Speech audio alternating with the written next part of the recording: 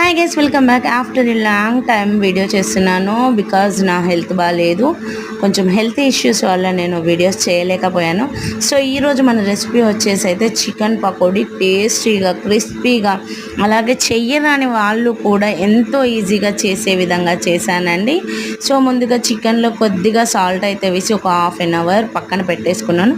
ఆ తర్వాత అల్లం వెల్లుల్లి అలాగే పచ్చిమిర్చి, కొద్దిగా గరం మసాలా, కరివేపాకు, శనగపిండి, కొద్దిగా బియ్యం పిండి క్రిస్పీగా రావడానికి నిమ్మరసము పిండేసి దాన్ని అయితే చక్కగా కలిపేసుకున్నాను. కొద్దిగా పెరుగు కూడా యాడ్ చేసుకోండి, బాగుంటుంది. ఉప్పు కారం అన్నీ మన టేస్ట్కి తగినట్టుగా వేసేసుకోవాలి.